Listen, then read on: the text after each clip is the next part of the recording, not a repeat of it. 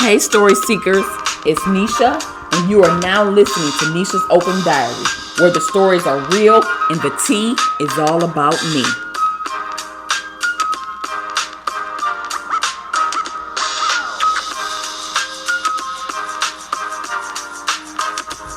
Welcome to Nesha's Open Diary. Today is Wednesday, April 3rd, 2024. I am Nesha, and you are now listening to Nesha's Open Diary, where my story times are true and my experiences are real.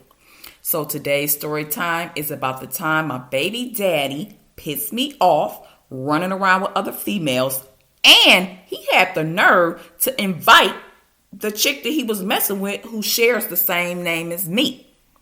So without further ado, y'all, let's just get right into this story time. So after the party, we are going about life as normal. And I kept getting these rumblings, kept hearing these rumblings of him messing with that girl who shares the same name as me. And she was friends with his cousin. And they had a friend group of 3. It was his cousin whose name is close to the name May. So let's just call her May. They had another friend whose name begins with the R. And then it was the girl he was messing with who shares the same name as me, Tanisha.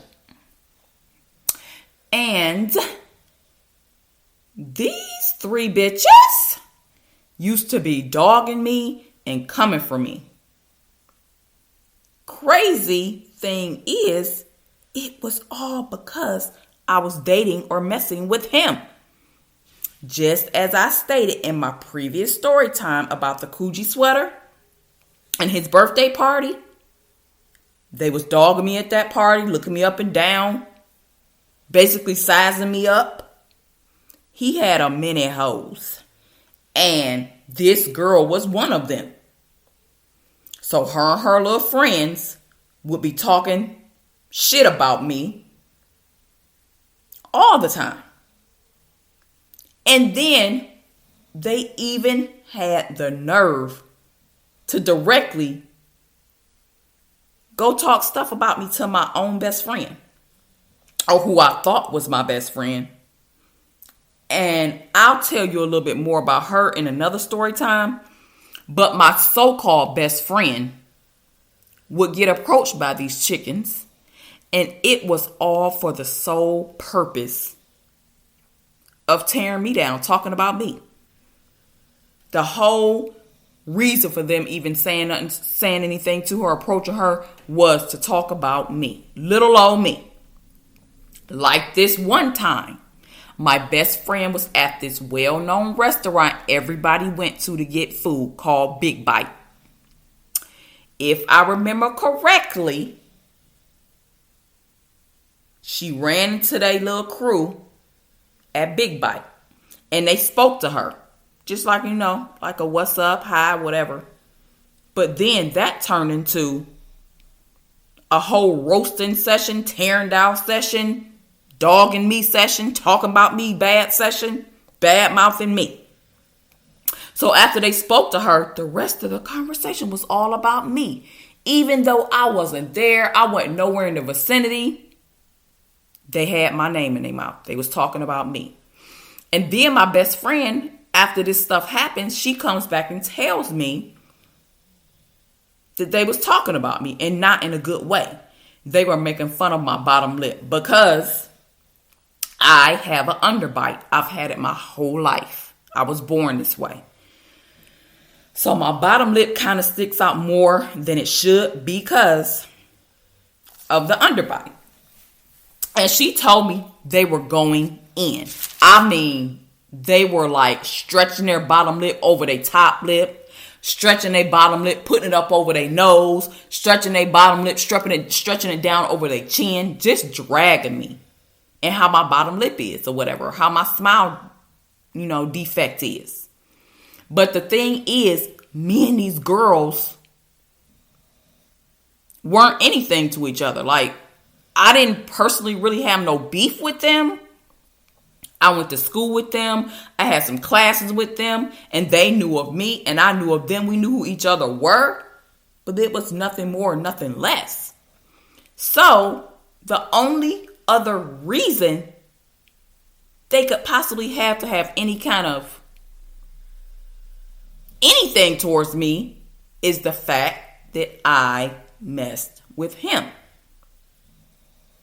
There's no other reason, no other logical explanation. Because at school or anywhere I ran into them, the energy was hostile. Slick comments being made under the breath. Nothing but hateful, evil looks and energy. The only common denominator was him. It didn't make any other sense otherwise.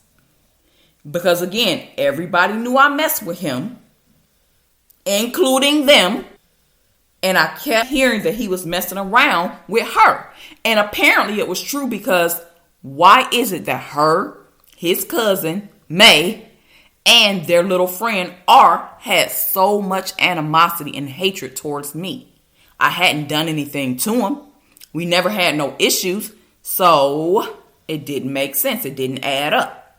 So after my best friend came and told me they were in Big Bites clowning me in a crowded restaurant in front of a lot of people, and people were laughing and they were clowning me, and I felt a way about it, because my best friend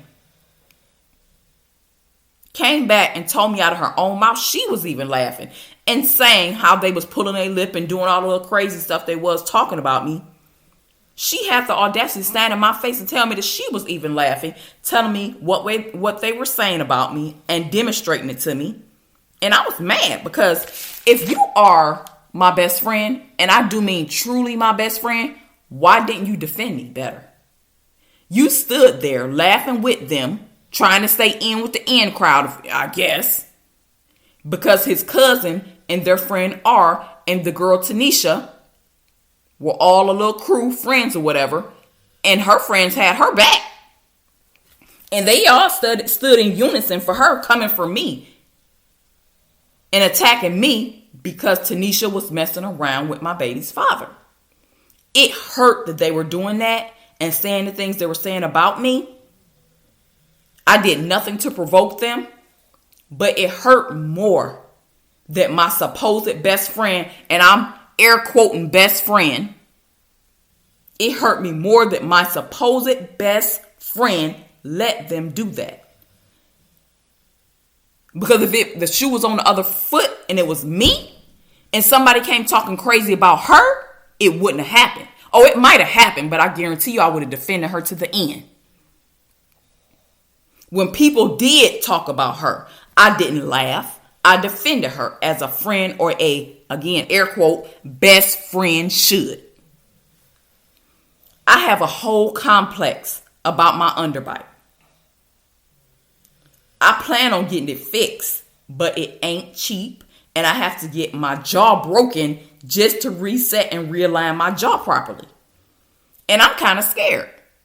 And I got a quote on it last year, and it was like $8,000 something to get it fixed. I'm so self-conscious about my profile. I've always tried to force my teeth together to make my jaw kind of, align together to look more normal, I guess. But my jaw also kind of locks. And my jaw is always tense and clenched, I guess you could say. And people always see me and they just always think that I'm pissed off or I'm mad about something. But people don't understand the things that people go through, or maybe a birth defect that somebody was born with. So people always just look at me and think that I'm pissed. No, my jaw is clenched like that because of how my smile defect. I have kind of like an underbite, like a bulldog. It's not as bad as how a bulldog's is, but I have that type of underbite. However, I try to make it look as normal as I can, I guess. But I got ridiculed by them bitches because of him. Every time they tried to dog me, every time I seen them with nasty looks, dirty looks, comments under the breath, you name it. It was clear they didn't like me. And I gave the same energy right on back. I wasn't wrong, because I've been messing with him since I was 13, 14 years old. How about you? You are the side hoe. I've been here. And this is one of them times I had to endure BS from females due to the fact that I messed with him. So I was mad as hell. And I took the rings he bought me and I pawned them because I was dealing with unnecessary drama and bitches not liking me because of you. Because of you out here running around with other hoes. So yes, I pawned them rings. Because clearly, if you messing with other females, I don't mean that much to you. And so anything that you gave to me don't mean nothing to me anymore. So I took them to a pawn shop and I got me some money from them. It didn't care at all. Because for a minute, I had rings on almost every finger. Because like I said before, when like Valentine's Day or Christmas or whatever came around, that's when he had started buying me and stuff or whatever. And they just became less important to me because as he did things to hurt me, they didn't mean anything to me anymore. Even though I felt like he gave them to me out of love or care for me, the love or care that I thought he did have for me, it diminished over time because you're doing more things to hurt me than to show me that you care or love me. And this was the story time of how I pawned the rings my baby father had brought me. Because for all I know, he bought them for his other hoes too. Who knows? All right, story seekers. That is all for this episode. I am out of here. Make sure you follow me on all socials at Nesha's Open Diary and my website at neshasOpenDiary.podbean.com. And until next time, I will meet you where the pen meets the diary. All right, story seekers, that does it for this story time. I'm out of here. Until next time, make sure you tap in. Follow me on Facebook and Instagram at Nesha's Open Diary, and I will meet you where the pen meets the diary.